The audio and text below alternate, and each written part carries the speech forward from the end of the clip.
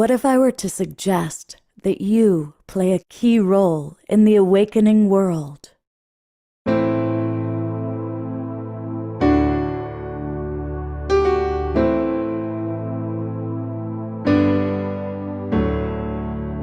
that you are watching this because you have heard the call.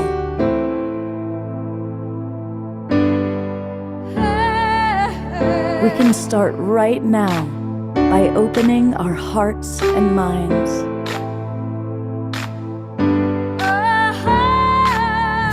Welcome to the awakening world.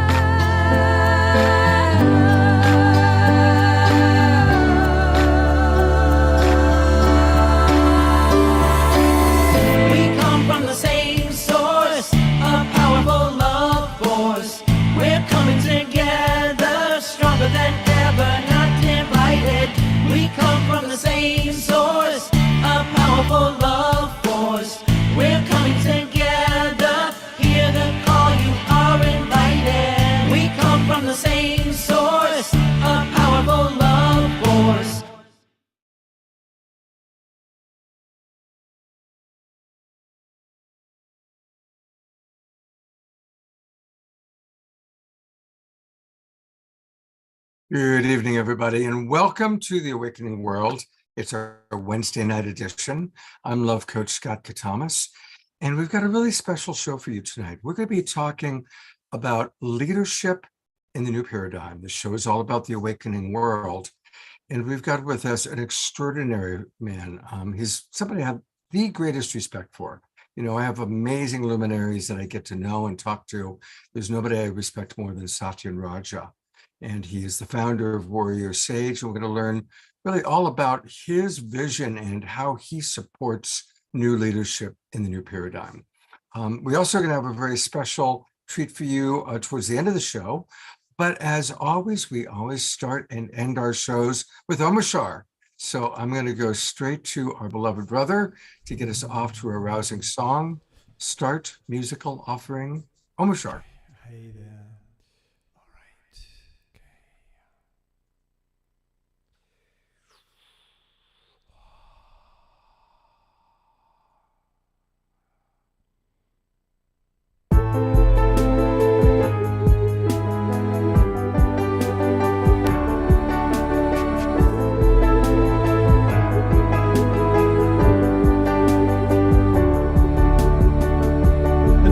Recognize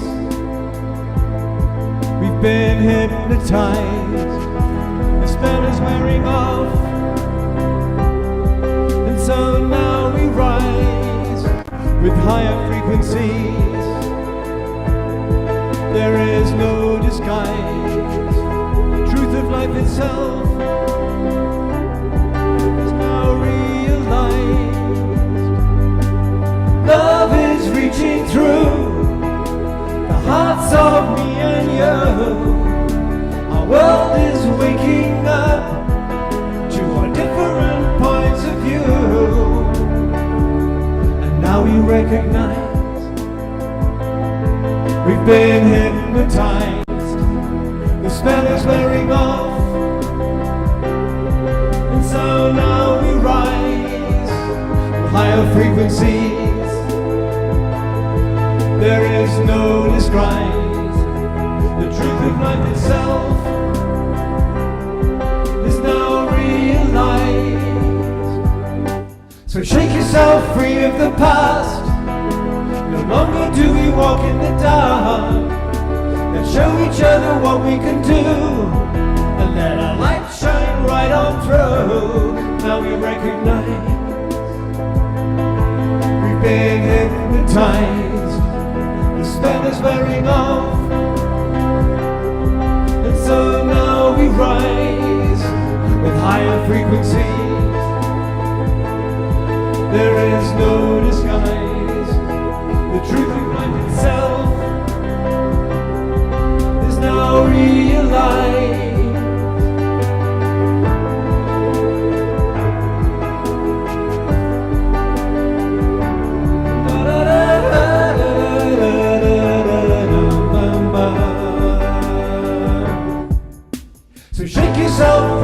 the past.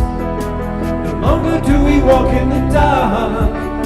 Let's show each other what we can do, and let our light shine right on through.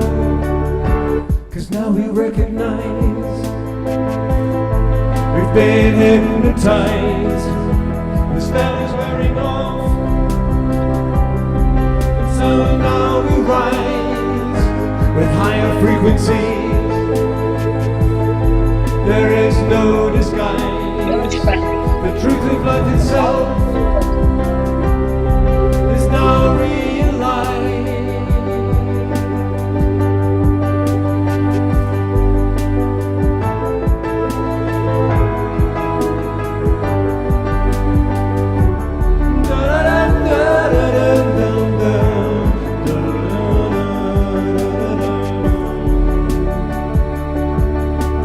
Shake yourself free of the past.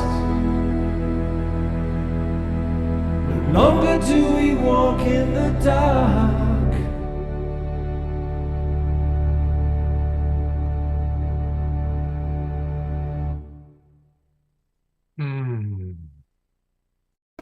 Freeing ourselves of the past and no longer walking in the dark. We are truly coming into the awakening world. And that is the most psychedelic background you have had yet, Mr. Omashar. It's yeah. I'm getting a contact high just from watching it. I know, me too. I only found it this afternoon. I googled on videasy.com hypnotize, and it came up with 1,000 things, and I thought that's the one for this song. So You yeah. have totally hypnotized us. Thank you so much, beloved brother. My Now, pleasure. turns out that you and Satya and Raja have a whole relationship. Which Well, an acquaintanceship, I would say. I met him in Hawaii, and his beautiful wife too, and just an absolutely gorgeous, genuine, heart-centered, fully grounded man. I was so excited to hear that you were coming on tonight, Satyen, and looking forward to this little soiree we'll have in the next half an hour. So, welcome and blessings. Wonderful. Thank you. Thank you, Scott and Omashar. Yes, Omashar, I was playing Omashar's music in my meditation camps and intensives for many years. And then to circle around like this, my heart just blows wide open. So I'm very grateful for this beautiful synchronous alignment. So beautiful. And I want to invite all the people who are watching on Facebook, Conscious Awakening Network, Humanities Team, all of our different broadcast partners. Now, it's wonderful that you're watching us that way, but I want to invite you to come and join the Global Peace Tribe. And this is a good time to do it because tonight is the start of our new season. So what happens is when you join, you're going to get the Zoom room links to all of our shows for the next 3 months. So we do 2 or 3 shows every week. And you can come onto the Zoom room and maybe even ask a question of Satya and Raja. So go to globalpeacetribe.com, then click register for the new season. That'll take you to our registration page. And these are some of the co-hosts up on that top right. Those are the kind of my co-hosts that come in and share shows with me. We do a meditation every night now, 6:30 p.m. Every night we have an evening meditation. And then here's the show that you're about to watch, Evolving Leadership and Human Resources for the New Paradigm. And then here's what we're going to be doing on Saturday night. Saturday night, it's all about amplifying each other's light. And we've got 5 women from all over the world, 3 different continents, who are part of this coalition dedicated to helping people amplify their light. So come, join, register, join the Global Peace Tribe, and we want to see you with us. All right, I want to tell people a little bit about Satyen. He's widely known as a private transformational mentor, advisor, and confidant to powerful, thoughtful, and influential leaders. He is the leader's guru, mentor, and he combines, just like his company, as warrior sage. He's got the discipline of a martial artist and the heart of a Buddha. And I've had the good fortune to get to know Satyen both personally and professionally. he's at the highest level of humanity. He has had a successful marriage for decades, raised children, and changed the world by working with leaders. So, Satyen, I just want to go right in and ask, what is leadership in the new paradigm? What does that mean to you? What are we looking at? Thank you so much, Scott, for your kind introduction. Welcome, friends. For me, leadership, first of all, is moving away from our egoic tendency of control, demand, pushing, carrot and stick motivation, all types of manipulative ways to get people to do what we want, how we want it. And we're in a paradigm, we're in an age now where, especially all of us in this circle here, we recognize the nature of everyone is a boundless, eternal, divine being, a spiritual being, an essence. Call it whatever we call it, but everyone here knows that our essence is much deeper than just our superficial everyday living. For me, transcendent leadership is tapping into, unifying with our core dharma. Dharma from the yogic or Indian perspective means, what is our true life's vision and mission? What are we here meant to do? What is our deepest calling and yearning to express in the world?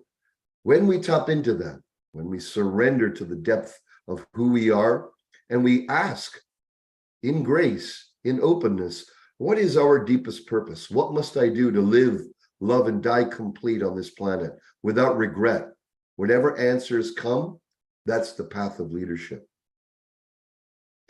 The path of leadership is following that inner call within, unequivocally, without going backwards, resolutely, even in the face of fear, and manifesting, consolidating, and bringing into reality what comes forth from spirit, whether that's in our homes, our lives, or in our businesses.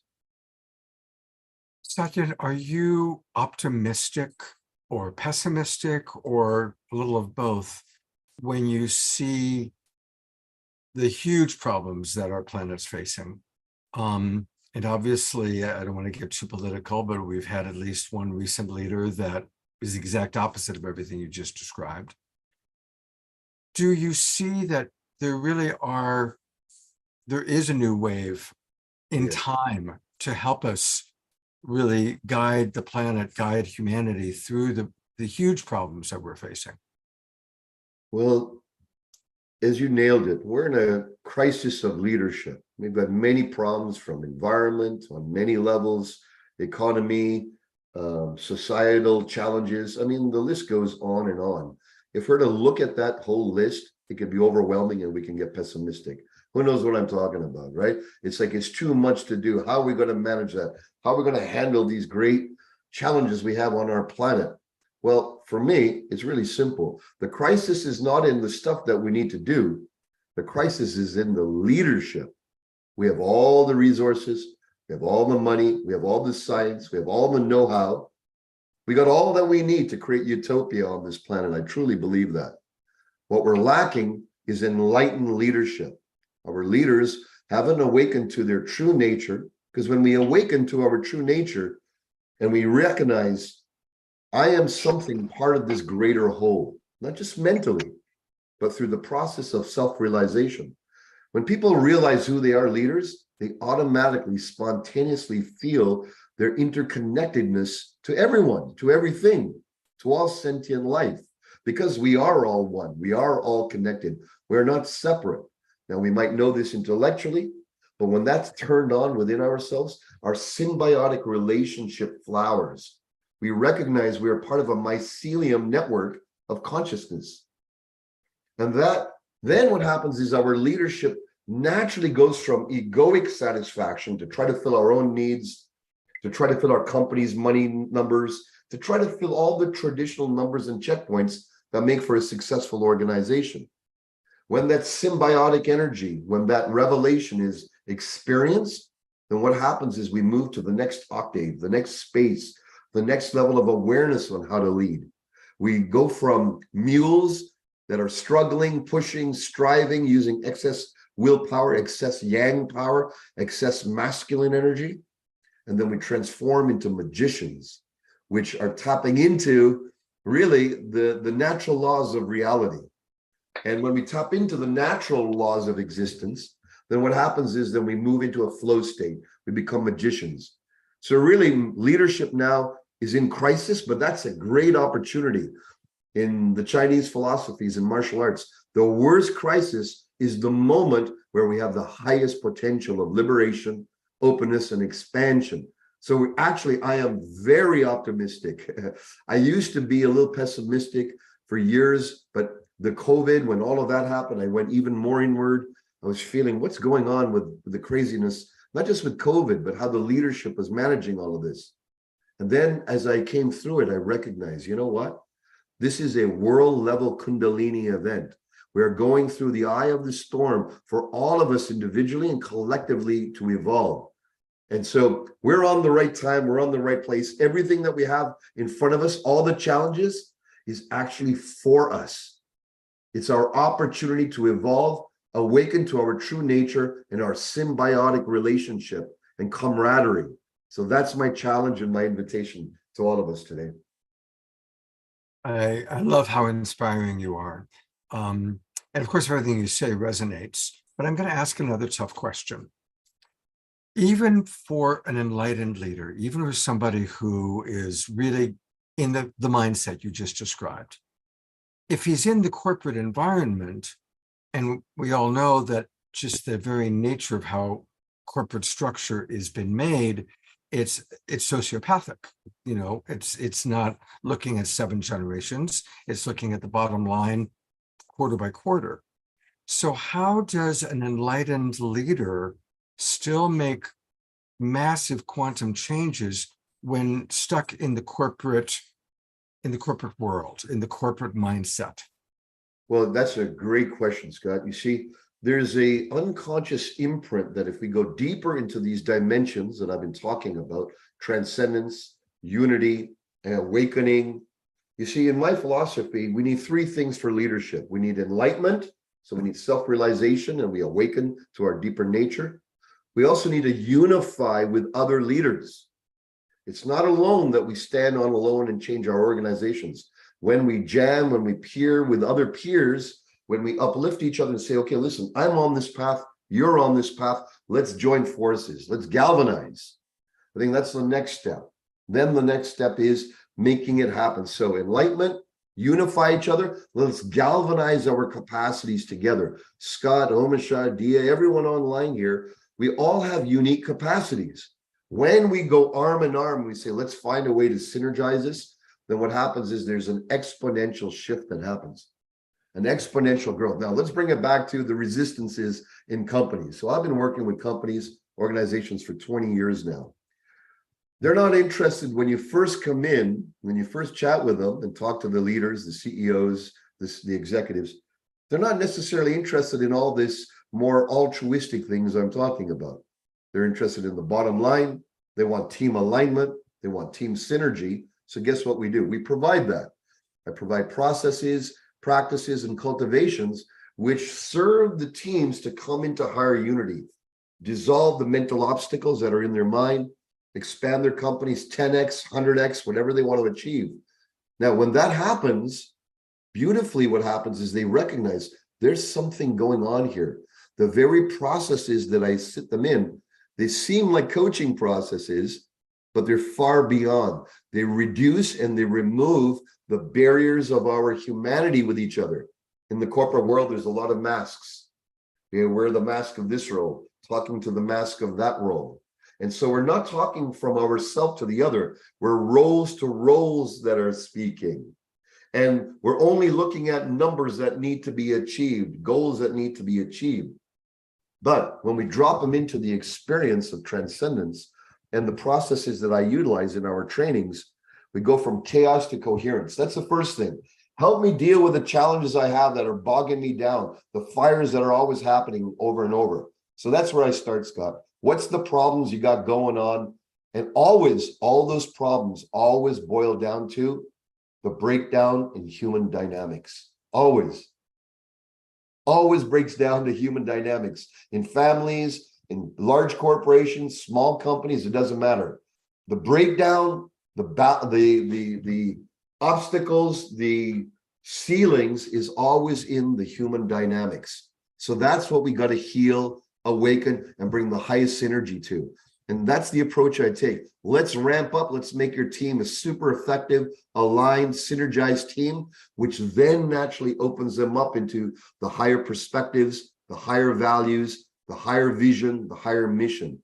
You gotta check off the ego's needs first, which then lets them go, the ego can relax, and now they're able to be open to the higher context that comes through. Beautiful. Thank you. All right. Here's a question from Susan. She writes, how can one integrate experience into presentations? Experience other than science. You see this, you've nailed it. You know, words are one thing, a visual is another thing. A tangible experience of transformation, insight, revelation, aha, is essential. In all my trainings, more than just teaching, I like to make sure we have a transformational experience of meditation, a way to remove obstacles in the mind. And so those of you who are working with others, when you give an experiential dial-in, then people have an embodiment. They're going to walk away. No one ever remembers very little what you talked about, but they remember the emotions and the energy and the vibration that you left in the space. So I think it's really important for all of us who are facilitators or who aim to be facilitators in leadership to really give people an experience that takes them out of their comfort zone, that brings them into a higher understanding, and that brings them closer to each other on the team. I think that's the first step to start with. Beautiful. Here's a question from Sylvia. Where does magic fit in enlightened leadership? Co-creation of care and thriving with and for all beings? Is that where the magic fits in? Or what else? This is really beautifully said. So let me share with you the model that I use. This is my book set called Transcendence. It's from my book set, Transcendent CEO and Transcendent Culture. There's exercises and practice and lots of applicable wisdoms there. But the model I have is this. I'll show you the pictures. 5 pillars. The circle represents going from egoic power to enlightened power. Enlightened power is crafting and calling upon a vision, a mission that compels all of us to row in the same direction. Creating a world that doesn't break down is an example of one of the missions and visions I created for a company that created a software that basically detects when things are going to break down. And we can avert so many natural disasters, mechanical disasters, because now we have a world that doesn't break down. That's an example of a vision that's compelling, that brings the company together. But you talked about the next element, heart. In companies and organizations, tends to be a lack of heart, a lack of heart connection. We tend to come from, as I said, roles rather than from the soul. We come from the role.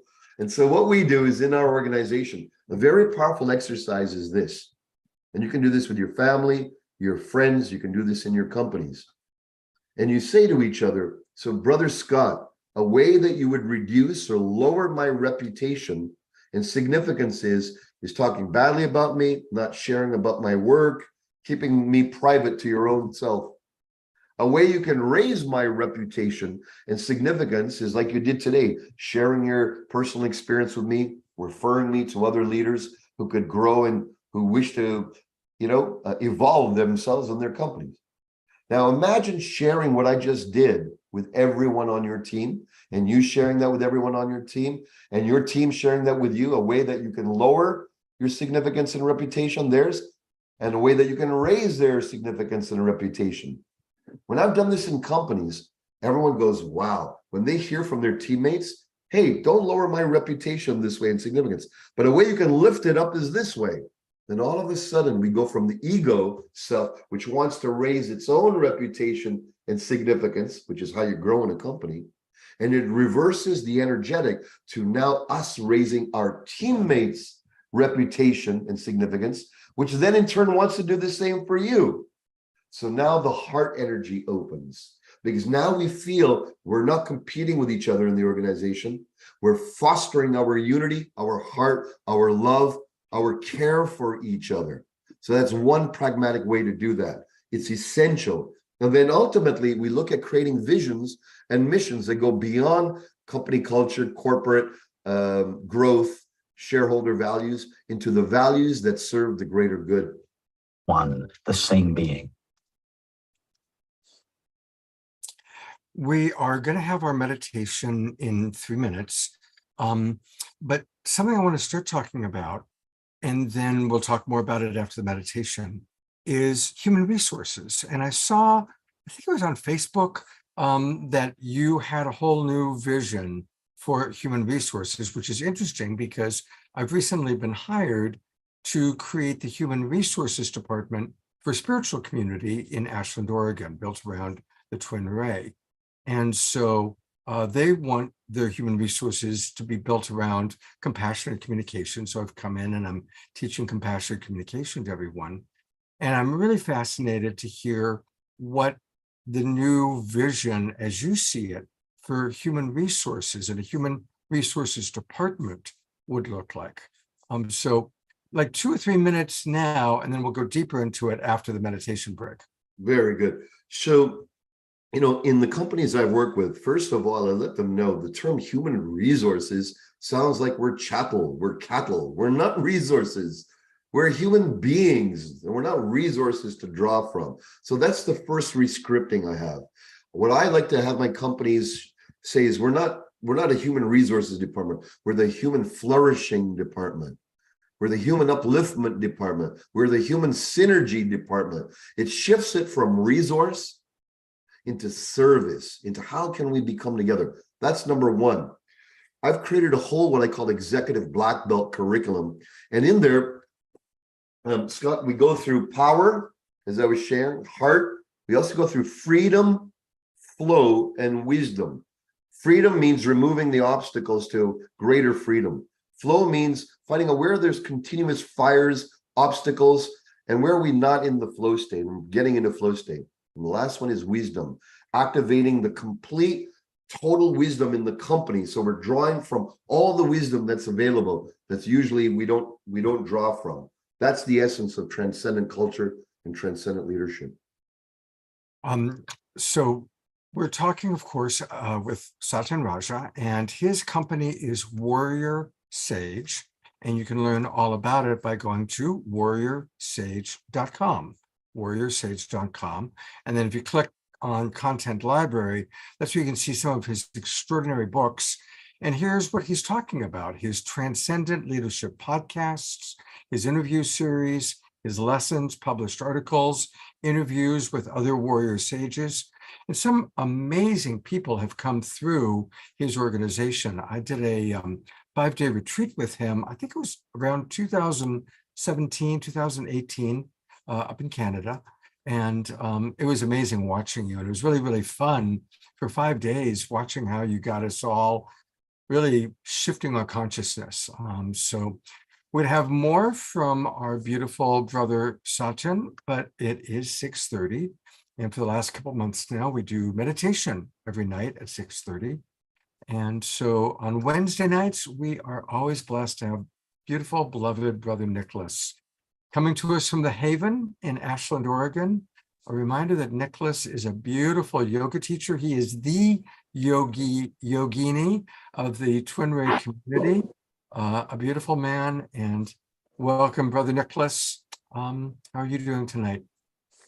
Thank you, Scott. Thank you very much, as always, for having me, and doing great. Feeling very inspired by this brother Satyen with what little I got to tune in with. It's beautiful work. Just want to acknowledge that and have the joy to just follow up. So, Beautiful. We're turning it over to you, and thank you so much for being with us every Wednesday night, Nicholas. thank you very much. So, here we go. I would presume on some level that the source of all this beautiful work that this brother is sharing and presenting with us has come from his sadhana, from his spiritual discipline, from turning within, whatever we would like to call it, meditation. Having that practice to create space for that divine inspiration to come through us and co-collaborate with Source in such beautiful ways and evolve and grow. But always do my best to show up in the space of meditation as a child, just so open, like the first time, open to the miracle, what may be with each breath. So maybe we do our best to tune into that space of miracles together, the stillness within, of the divine inspiration that wants to move through all of us to create and manifest, and serve and give back.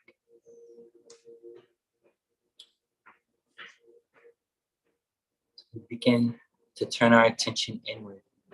And to do that, let's begin to rub the hands. And as we rub the hands, let the eyes fall closed. And listen closely to the sound of the hands. And as you keep rubbing the hands, begin to connect to the sound of your breath. Listen closely, softening, allowing yourself to be sensitive, to listen. Begin to slow it down, anchoring into the heart space, thumbs to the sternum. As you are, find length in the spine. Find a posture of peace, receptive and open, grounded through the root, open through the crown, present in the heart.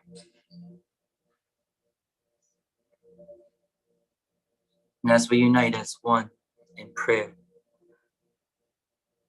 within our own sphere, within ourselves, may we invoke a prayer and intention in this moment to show up in that space of grace, fully open, like a child's wonder. Each breath, each feeling, each sensation, a gift, a secret message, a code. What is the divine inspiration wanting to flow through you in this here and now moment? May you cherish it. May we cherish it together. This time that we have.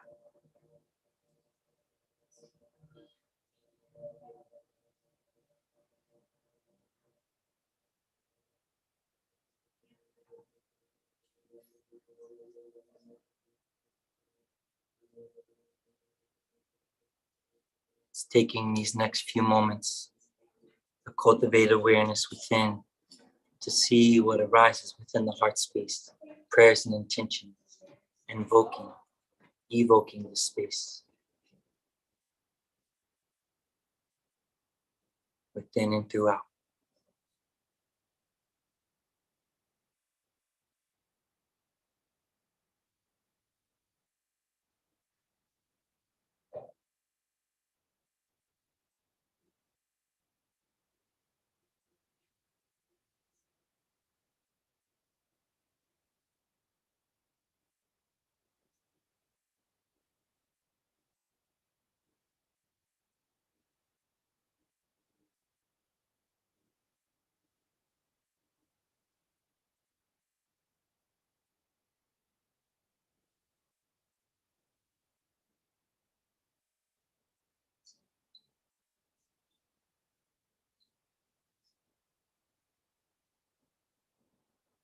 Taking a deep breath in and a sigh out, softening the body even more, deeper presence within. And let's go a bit deeper as we invoke a posture, a mudra of the hands, like a teepee. The fingertips gently touch with about 2 pounds of weight. And let this teepee come down right in front of the chest.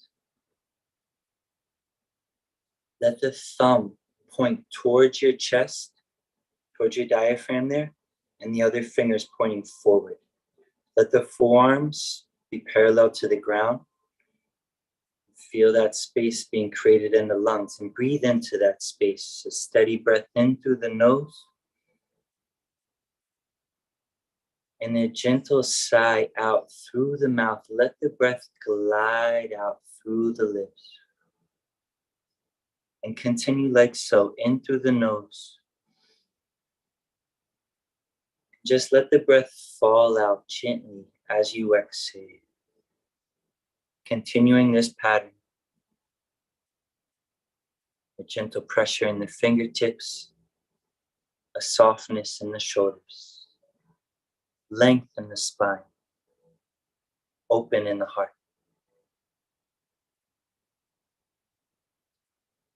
Finding a focus of the gaze of the eyes up and into the space between the brows.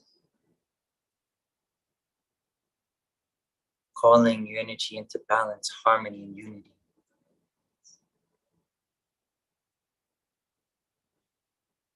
Holding this posture of peace, applying the presence with each breath, open and receptive. Not grasping or reaching, listening, feeling, allowing what comes to come, allowing what goes to go. Be still and see what remains.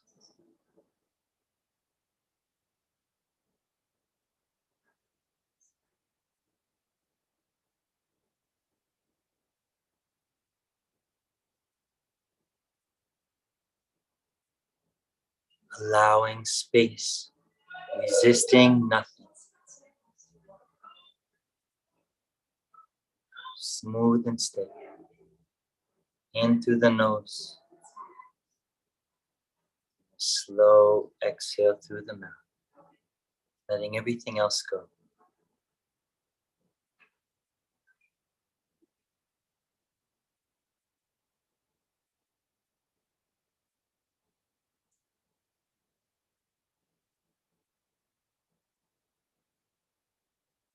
Being sensitive.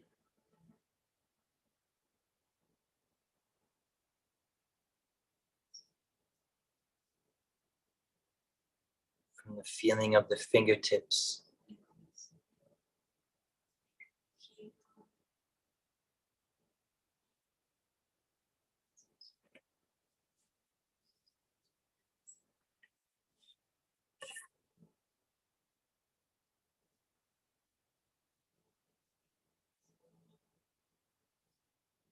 From the feeling in the fingertips to the sound of the breath. A few more rounds holding the posture.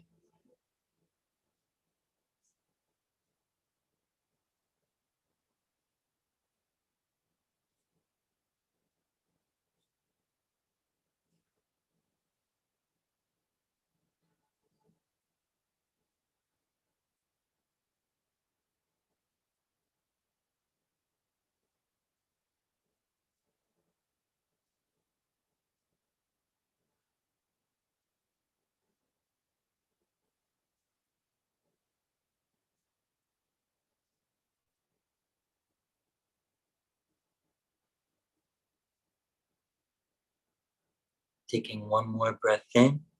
At the top of the breath, pause, suspend, tall spine, open heart, shoulders back.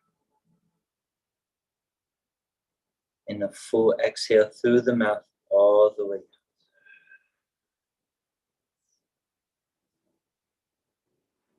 This time as you inhale, stretch the arms up to the sky, deep breath and lift. Spread the fingers wide like steel. Diaphragm lifts through the pelvic floor, lifting up to the crown.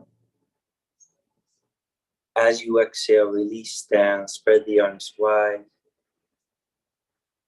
Relax the hands down to the thighs, to the knees, let the palms face up. And feel with the presence of which you have applied. The pressure that created to allow space. Now receive that divine inspiration. Receive it through the palms, through the breath, through the space you've created.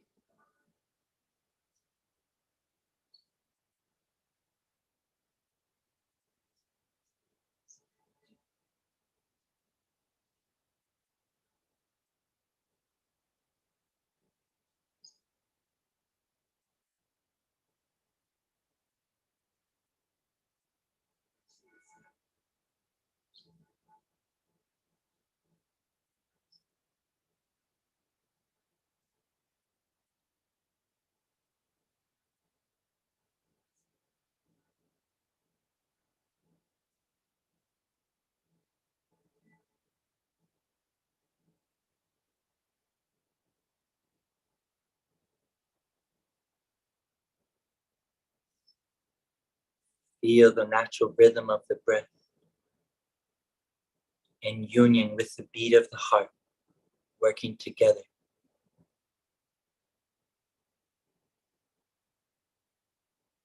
Feeling and listening closely. Sensitivity is your superpower. Deeper and deeper within.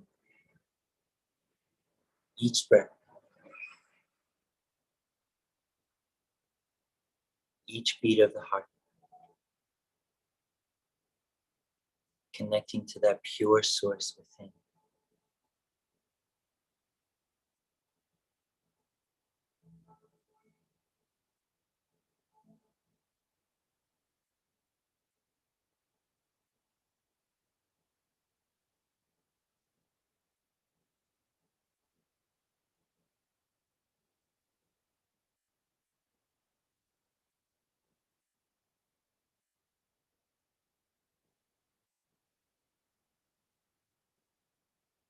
In this moment, anywhere that you may feel some tightness, some tension, breathe into it, soften, be an open channel. Let each breath be like a wave crashing onto the shores, cleansing and clearing, creating space.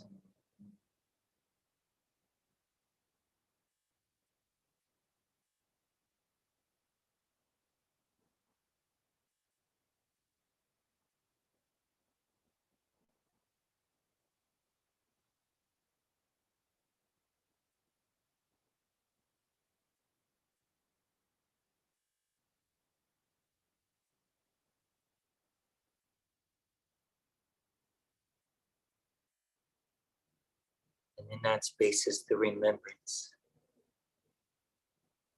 That aha, that sweetness. Remember, there's only one doer. And we are just to be in collaboration, in witness, in play and devotion with that which cannot be described, only felt and experienced uniquely through each and every individual soul.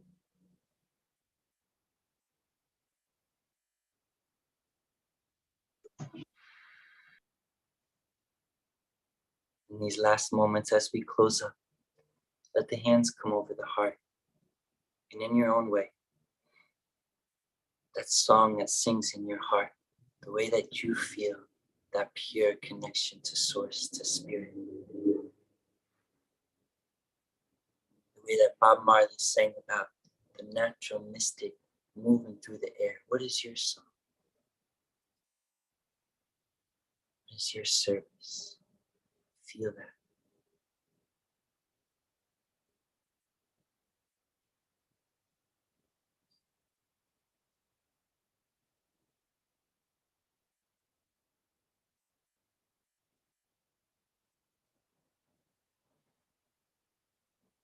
Beautiful.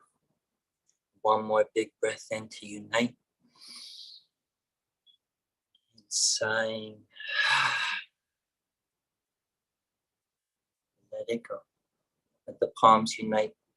Bring it into the forehead. Sealing it up.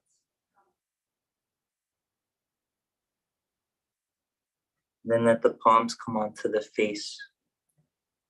Just begin to ground in a bit, rubbing the eyes and the face. The hands down to the shoulders. Down to your knees and thighs. Blinking the eyes open, coming back.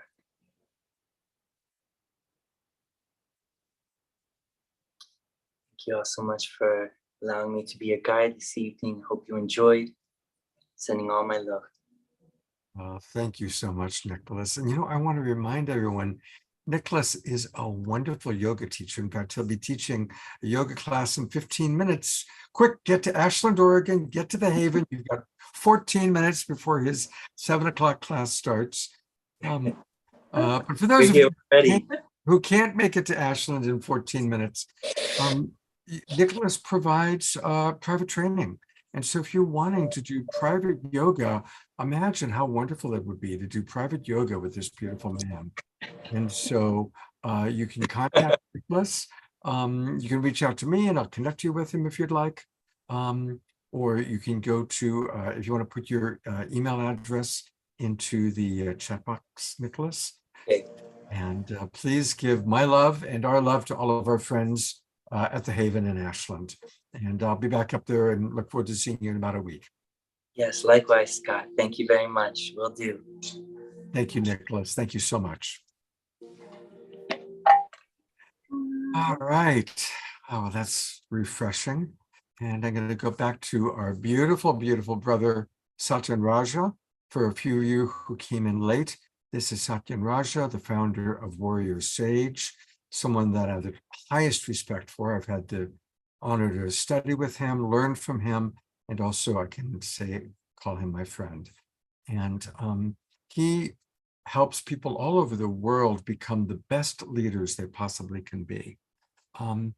Satyen, what would be a tip for someone who is struggling to find that leadership inside of themselves when they're facing disappointment, disillusionment, or shame even, that their life hasn't progressed the way they think that it should? Great question, Scott. I'm going to share with you a story which sums this up for me. When I was a youngster in the Shaolin Temple with my Kung Fu master, I was an apprentice, and the head instructor couldn't make it into class. He was teaching the upstairs class because there was snow on the roads and problems. And there was a lower level instructor, senior to me, teaching the downstairs class. Well, the head instructor, nowhere to be found, nowhere to be seen. So the master comes in and says to the other instructor, he says, I'd like you to teach both classes at the same time, because they're on at the same time in the morning. And the instructor looked like, how do I do that? And he showed a type of hesitation. And my master, he was a very stern man. He said, you are dismissed. And he had a look of shock in his face. And he says, okay, I'll come back tomorrow, sir. He goes, no, you're dismissed. Don't come back for a while. And I was like, and the instructor sauntered away, got his stuff and left. And he looks at me and he goes, Satyen, Mr. Raja, can you teach both classes? And I went, yes, sir, no problem, my pleasure. Now, did I have any idea how? Did I have any inner confidence? No, I was a lower level than the upstairs class. They were all senior to me. And so I had to make things up on the spot. So I said, okay, you do 10 push-ups, then you go down the aisle and count them out loud. I'm going to go downstairs and start up the class. So I go downstairs and I start up the class, and the same thing. You go ahead, 10 push-ups, 10 push-ups. By the time upstairs were almost done, I was able to run back and forth. Both classes were clunky. Both classes were sort of okay. But you know what? I learned an incredible lesson. At the end, the master comes up to me and he says, you did well, because when you were given the opportunity to lead, you led. It didn't matter what inner vacillation you had. It didn't matter what nervousness you had. It didn't matter how much confidence you had. It didn't matter how much self-esteem or value you think you have to give others. You were given the opportunity to lead, so you led. And so my challenge and loving invitation to all of us here, we're all leaders of ourselves, our families, our households, our visions, our missions. For those of you in companies, small teams, in this moment, you're a leader. So please, when given the opportunity to lead, zero hesitation. Even though inside you might have the heebie-jeebies, go forward, go valiantly. The price of leading, when given the opportunity, what you'll get back is profound feedback, insight, and you'll gain a power within yourself just because you took the leap without the how. When given the opportunity to lead, what do you do, everyone? Lead. Wow, that's a great story. And I always get so inspired listening to you. I'm working right now with a couple that are about to have their first baby. And I said, and they said, we're not ready. I said, of course you're not. You'll never be ready. And when you've just figured out how to handle a 1-year-old, the little bugger's going to turn 2. Right? So we're never really ready for a new opportunity we just learn as we go and keep tuning in. Inner feelings of readiness are not the calling card. That's the resistance and the egoic fear. Rare do we ever feel that we're ready enough to do the movement, the action, the big steps we need to. Everyone here has some action, some step that they've been avoiding, that they know they could take forward, but they have inner resistances. What if you made that action anyways today? You're given the opportunity to lead and you lead. You tell the universe, you tell yourself, I'm going to step forward, and then watch the how fall into place. If we wait for the how before we lead, it rarely happens. But when we say, I'm ready to lead, the how, the clarity, the resources, the friends, the insight starts to come, because we've initiated the leadership from our willingness to face the fear of anything or the smallness of our past. Last question for you, because I know you got to go. How do you, in leadership, suggest balancing the logical brain that has memorized a lot of important information and the other side of the brain that is like a clear channel for spirit to flow through? Great question. So the leadership, with the leaders I train a very simple model: heart and mind, soul and mind, whatever you want to call it, okay? Intuition and mind. Two navigation systems, two GPS tuning in systems. The mind is rationality. So we need to use rationality and clarity in business and decisions. But most of our business decisions and life decisions, many of us use rationality in the mind. Now, the spiritual people, we tend to use the intuitive, the feeling. How do we know it's a yes? There's a feeling of deeper comfort in our being. That's the intuitive yes. The feeling of discomfort is the intuitive no, caution, hold on. So the training that I'm going to ask everyone to do, the self-awareness, is notice when you're about to make a decision, a big move, a small move, even going for a little bite today. What does your mind say? And what does your intuition, feeling, level of comfort say? If the mind is green and the gut and the feeling is yellow or red, don't go forward. If the mind is red, meaning no, and the gut, the intuition, the feeling says yes, it's yellow or green, don't go forward. Wait until the soul, the feeling, that feeling of yes on the within also lines up with the rational yes. When those two line up, move forward valiantly, don't hesitate, you're on the right path to success and expansion. But if you just use one of those, or you're loyal to soul and intuition, less loyal to the mind, or loyal to the mind and rational, and less tuned in, then what will happen is continuous bumps, continuous obstacles, and you'll be in a loop and pattern that just gets more of the same. The divine has given us these two navigation centers. We need to use both of them, the masculine and the feminine, to make the best decisions for ourselves and the greater whole. Beautiful. So much wisdom here. We're going to edit what you've shared today and put it into its own segment, put it up on our website.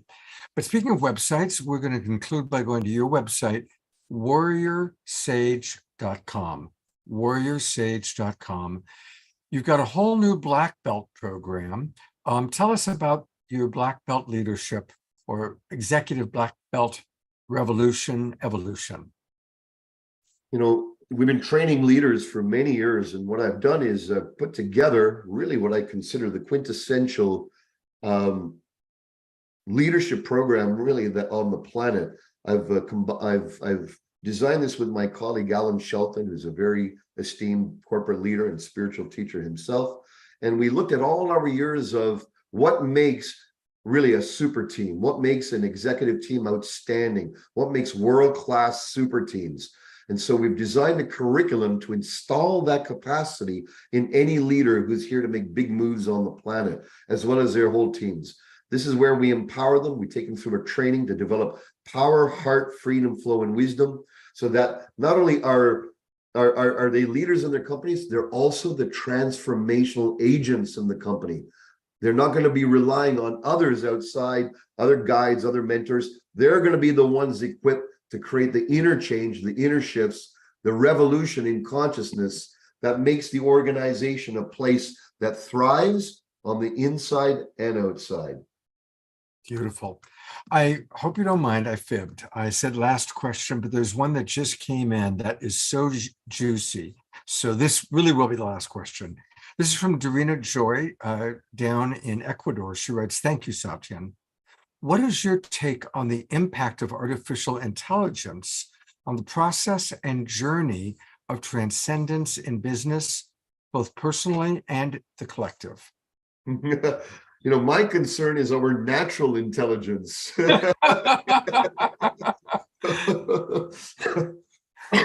Artificial intelligence is a tool for our natural intelligence. It's a tool. It's not a takeover, if you will. It's a tool to be used. And so the way I look at it is, as a warrior, I use the tools that I need to up level whatever I need to up level.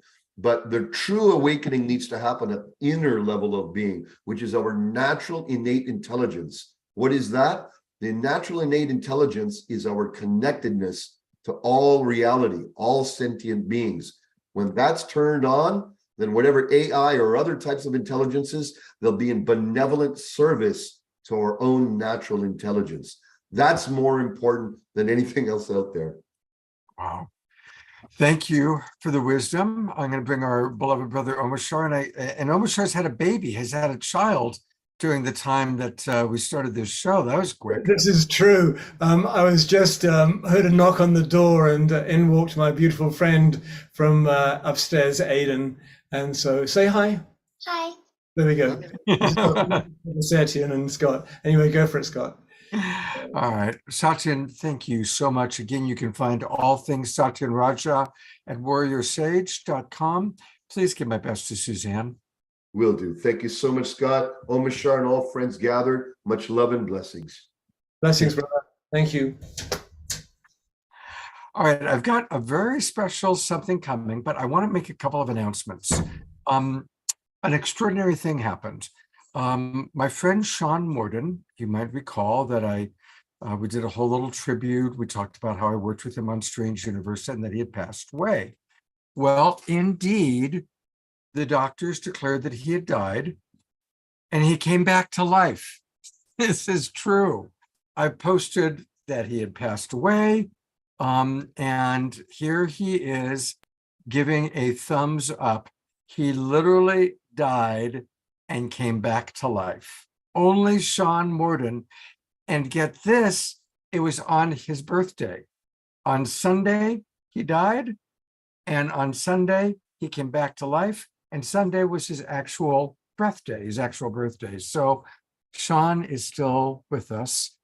And I definitely, once he's a little bit better, I'm going to have him on the show to talk about his experience. So Sean Morden is still with us. An amazing story. And I think what I'm actually imagining, Sean, Daniel Brinkley, Sean and I are all old drinking buddies, to be honest, from back in the Strange Universe days. And so I think my fantasy is to create a show with Daniel talking about near-death experiences, Sean, who just had his near-death experience. And that's going to be an interesting episode of The Awakening World for us to look forward to. I also want to put the camera on our good friend Don Drake. And a reminder that Don is someone we're raising money for. And we announced this a week ago, and lots of you have contributed. And so for those of you who haven't contributed, we still love you. Prayers are great. Green money or green energy is also wonderful. And Don, I wanted to give you a chance to say thank you and just kind of share how you're doing. Yeah, well, thanks a lot, Scott. I really appreciate this. The light went out in my room, so I'm just using computer light, so you'll have to bear with me. But the light inside is always burning. So yeah, I am 4 weeks from I took a spill and I have cracked a couple of vertebrae, and that's been an experience. But an amazing thing happened. Having falling and cracking vertebrae is it really cracked me open to become more open to receiving love. And what I'm discovering is that anytime I do a lot of stuff online because I got to spend a lot of time in bed. And I've been on this class for the last couple of weeks, and there's probably 60 people who are all really adept, heart-opening kind of people. And every time I go on there, I find myself just bringing in more love, and there's this transformation, this transfer of energy that goes on that just totally lifts my spirits. And so it's like I'm not thinking about the cancer that I got diagnosed with. I'm not, chronic fatigue. Well, I've been dealing with that for a while, but I loved listening to Satya because, and my mind was saying, well, let's see, I can't do a lot of stuff, but the truth of the matter is I can do a whole hell of a lot of stuff from here, from my bed, talking to people. And I have exciting projects that I'm working on. And I'm so appreciative of you, Scott, and everyone who's donated some money. And just the support is so wonderful to know that even though it feels like I'm in the last chapter of my life, I say to myself, you know what? I don't know if it's going to be a short chapter or a long chapter. I'm hoping it's going to be a long chapter because there's so much that I want to do to help people awaken, to help people awaken their Kundalini Shakti, and to learn how to cultivate that, to help people learn how to cultivate equanimity. All these things are possible, and I can do that. I don't have to go out and jump up in front of an auditorium and run up and do all the calisthenics like Tony Robbins. I love Tony Robbins, but I don't have to do that. I can just be with people and be who I am, and it's so wonderful to be here. And usually by this time in the evening, I am really wiped out. But just by coming on and being in the flow of the Global Peace Tribe and the wonderful people on this broadcast right now, it totally lifts my spirit. So thank you, thank you, thank you. Beautiful. Thank you, Don. We love you. I've put the link into the chat box for people to donate. And again, for those of you watching on Facebook or the Conscious Awakening Network, Humanities Team, any of our broadcast partners, come and join the Global Peace Tribe. Now's the time to do it. Don, I love you so much. Keep getting well. Take care, brother. Thank you. Yeah, and again, you can join. Just go to globalpeacetribe.com. I should actually put up the Global Peace Tribe background. I love this Illuminate Film Festival background. But let's go to, there we go. Let's go to that. So it's easy. Just go to globalpeacetribe.com, register. You'll get the Zoom room links to all of our shows, and now's the time to do it because this is the very beginning week of October. This is the start of the new season. And for those of you that are in our Zoom room, thank you. That means that you've registered for the new season, and we appreciate that. And hopefully a lot more people are going to be registering this week once they realize, oh my gosh, the links don't work anymore. So thank you. All right, so here we are. We're doing a show on evolving leadership. That's the theme tonight. And Satya needed to finish by 7 o'clock. I thought, what can we do? And so I am going to bring on, really, Satya is such a powerful masculine energy of leadership. So I am going to bring on somebody else. It's a video who I think represents powerful feminine example of leadership. And so let's see what Oprah Winfrey has to say about leadership advice. I'm here fighting for women's rights and for women's equality. It is not about the leader. The power of our democracy is in us. Any little girl who's practicing their speech on the telly, you never know.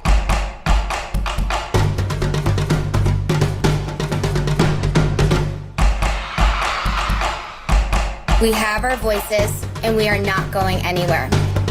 Now let's go get it done.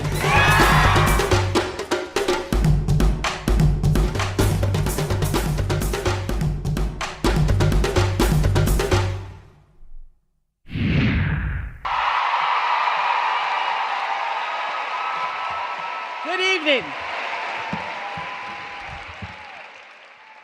What's all this talk about women's rights?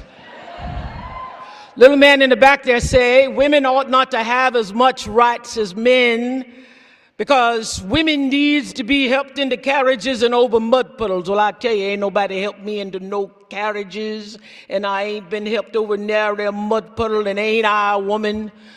I done planted and plowed, gathered into barns and worked as much and ate as much as any man when I could get it, and no man could head me, and ain't I a woman?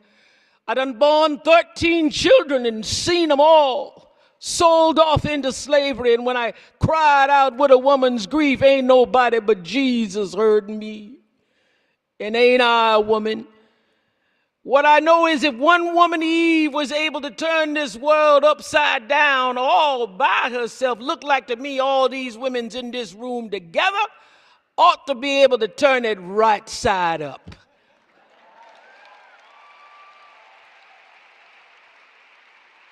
Sojourner Truth delivered that speech at the 1851 Women's Rights Conference in Akron, Ohio.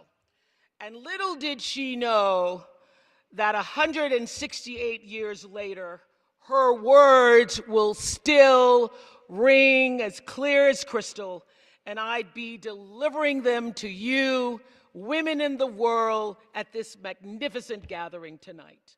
Ain't I a woman? But I tell you, the question that Tina Brown poses, can women save the world, got me thinking about Sojourner Truth and her message of common sense and empowerment. It also reminded me of a moment that I shared with Nelson Mandela in his living room several years ago. I had just told him that I wanted to build a school for girls in South Africa, and he asked, why only girls? And I said, because I am one. And because I understand what it's like to have been a poor girl wanting to do good in the world, but not having the means to do it. And that the future of the South African nation really depended upon finding leadership and partnership of great women. And I wanted to start the process by building promising young girls for the future so that they could lead South Africa as remarkable leaders. That is what I have done and what I continue to do. And I'm proud to say that these little pups, I call them little pups, come to us from 9 provinces all over South Africa, rural communities, townships. And every girl that has come to my school since 2007 has graduated and gone to college. Every single girl. With the goal of becoming a leader in her own life. Can she save the world? Well, I teach them first, save yourself. And then offer what you know to help save your family, and then your community, and then your world. I teach a class once a year to the graduating seniors, trying to cram everything that I wish somebody had told me before I graduated into a week. I call it Life 101. And my primary offering in that class is this. It is your job to make yourself whole. Not perfect, but whole and full. Your real work in life, your real work, is to fill yourself till your cup runneth over so that you're never grasping and needy, clamoring and insecure. But you can live your life assured in your worthiness and your right to be here and to become the best version of yourself as a woman being. I teach them that there is no life without cultivating a spiritual life. because you are first and foremost a spiritual being having a human experience. And if you lose sight of that, it's easy to get lost in the world, and no one can save a world that they're lost in when they've lost sight of their own North Star. So having a spiritual life actually means actively and ritually creating the space in your life all the time for gratitude, for kindness, for empathy, for inspiration, for joy, and for reverence for life in the home of your soul first. And then working to spread that inner joy outward. It means slowing down. It means taking in the moment. It means being exactly where you are, not distracted somewhere else. It means knowing who you are and getting about the business of fulfilling why you really came to our planet. And also knowing that just being who you are, the reach of your arms, the span of your hips, the stride of your steps, the curl of your lips, as Maya Angelou used to say, makes you a phenomenal woman. That the arch in your back, the sun in your smile, the ride of your breasts, and the grace of your style. Nobody else has that like you, because you and me, we in this room tonight are phenomenal women in the world. So Tina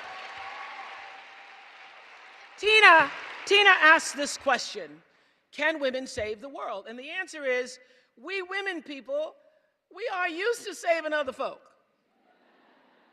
We've been doing it a very long time.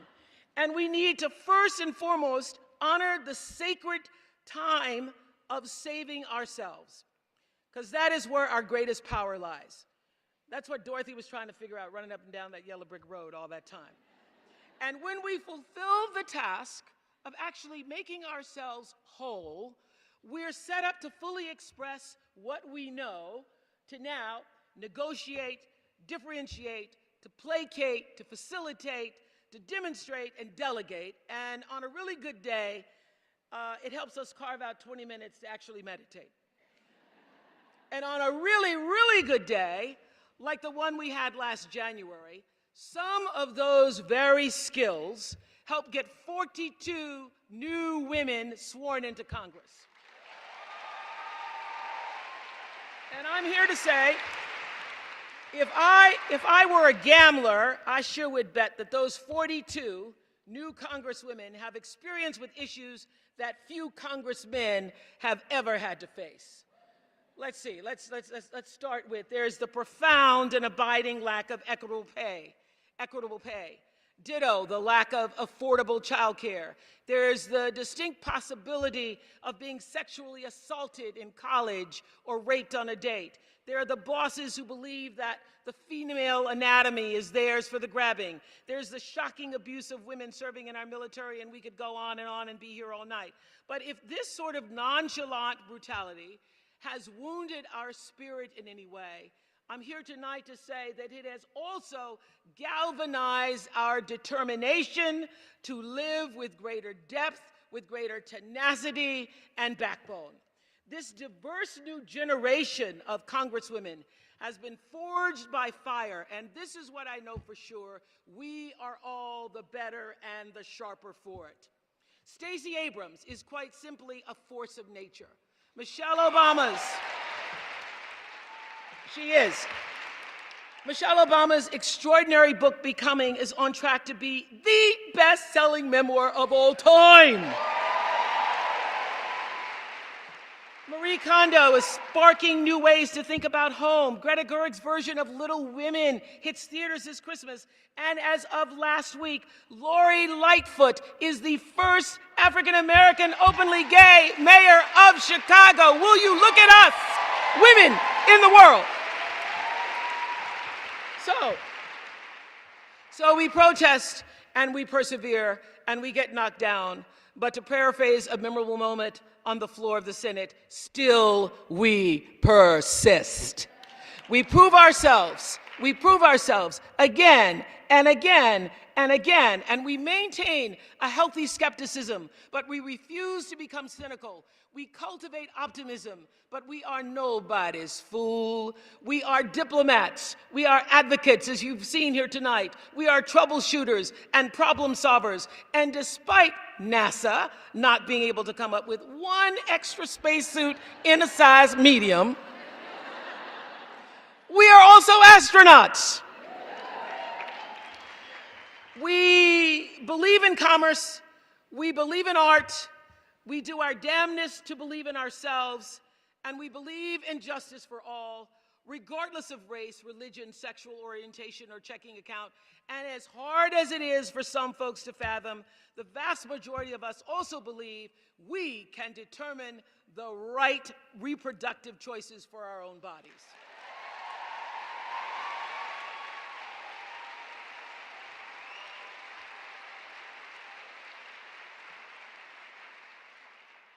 We are there for our aging parents. We're there for divorcing friends and scary teenagers. We're good listeners and we're badasses. And above all, we show up. We show up.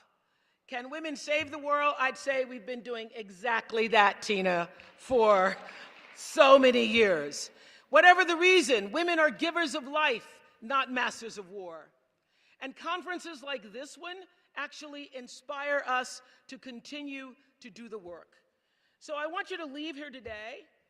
I want you to pick a cause, any cause. For sure, we have plenty to choose from. There's gun violence and climate change and systemic racism.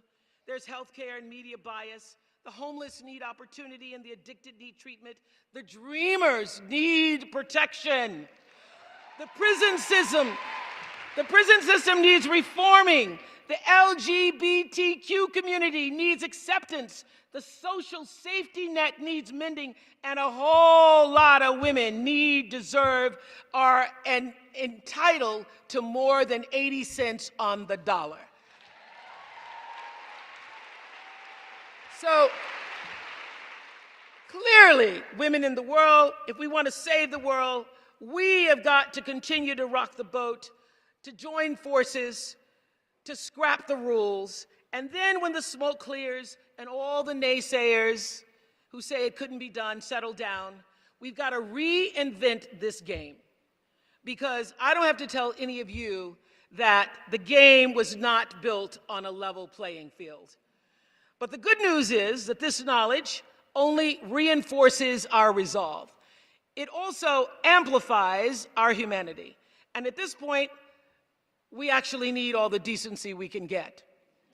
We live in a country that has somehow confused cruel with funny, serious with intelligent, attitude with belief, personal freedom with stockpiling assault weapons, and what is moral with what is legal. So it's time for women in the world to set the agenda. It's time for women to redefine the message. And we need to make that message a positive one.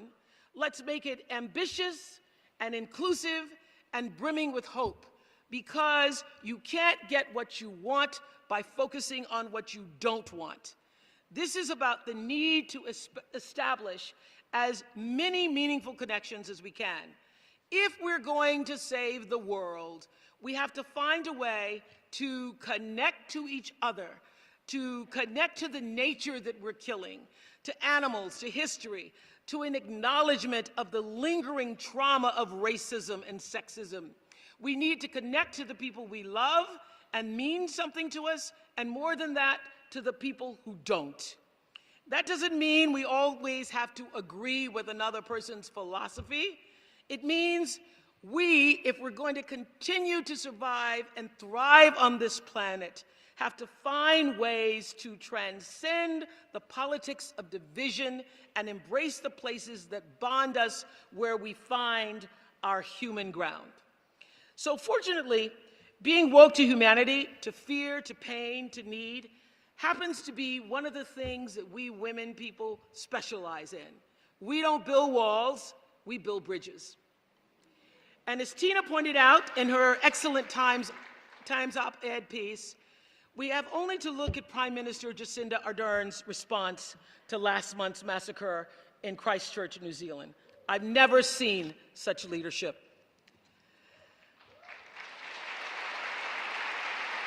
The Prime Minister is a woman who has the courage of her convictions, and she set a global standard in leadership with her response. The answer, she said, lies in our humanity. We each hold the power in our words, in our actions, in our daily acts of kindness, she said. So women across the country then showed their solidarity by wearing headscarves to emulate the hijab that Ms. Ardern chose to mourn in. And the Arab community felt their benevolence. 50 murders that could have brought even more destruction instead led to a portrait of the Prime Minister displayed across Dubai's tallest building with the word peace shining above it, in English as well as in Arabic. Jacinda Ardern projected peace and goodness, and the Arab world projected it right back for all of us to take in. And suddenly we saw that the other didn't seem that much different from us. So here, women in the world, we have to make the choice every single day to channel our own inner Jacindas, to exemplify the truth and the respect and the grace that we actually wish for the world. We need to tell it, as we're doing at this conference. We need to write it. We need to sing it. We need to proclaim it. We need to be it. We need to be the truth. We have to be the respect. We have to be the fierceness, the love that we want to see. And when we do that, mark my words, a change is already coming.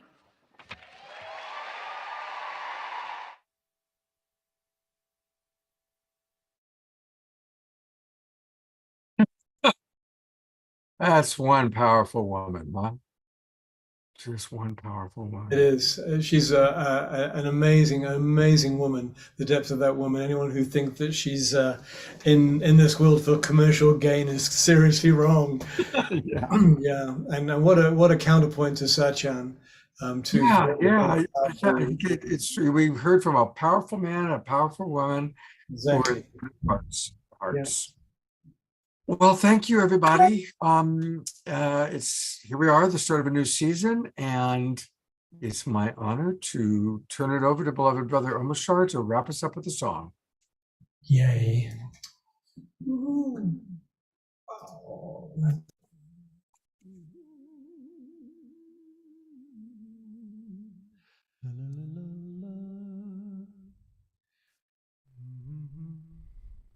Sorry.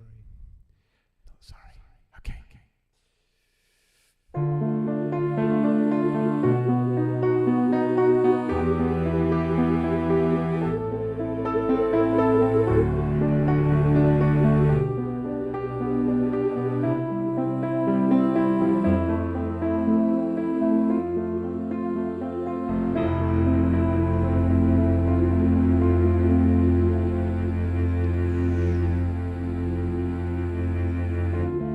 What if we could find a way to wipe away all tears and fears, all broken hearts, to clear the way for a brand new start?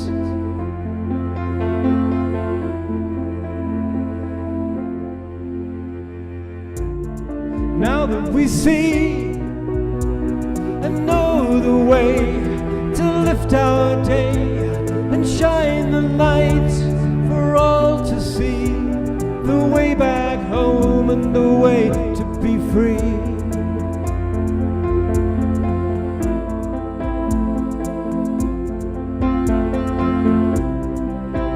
Let our love lead the way.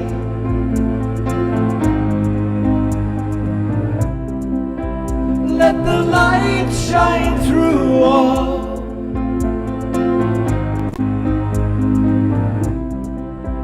Let our hearts and minds free.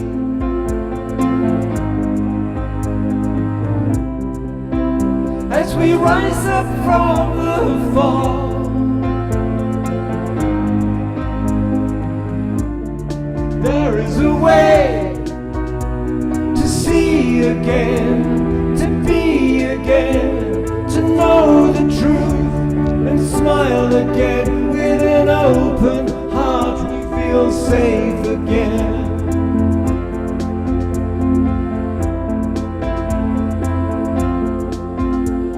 And now that we're free and we see that the way is to let our love show us a new way to be, and we relish the chance to be part of the dance that will recreate the world anew.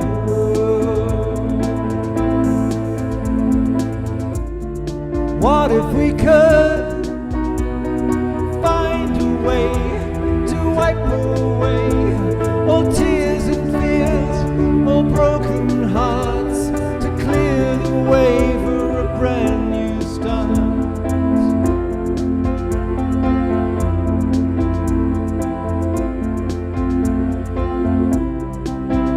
Let our love lead the way.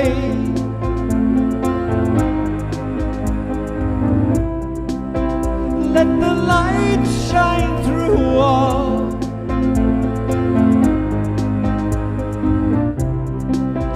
Let our hearts and minds be free.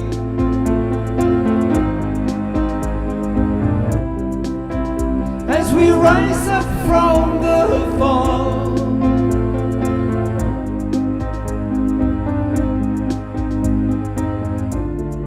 now that we're free.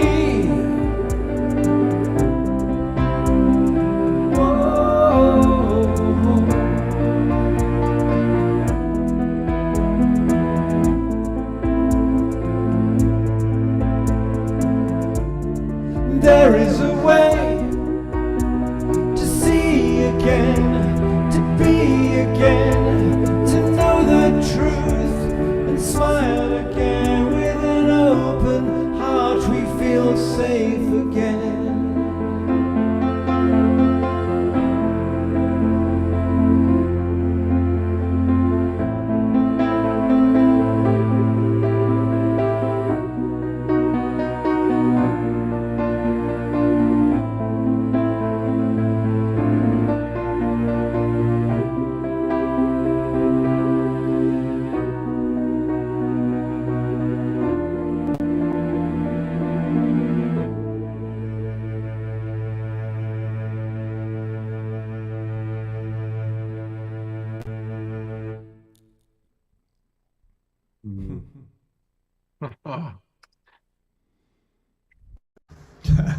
That's a great song, man.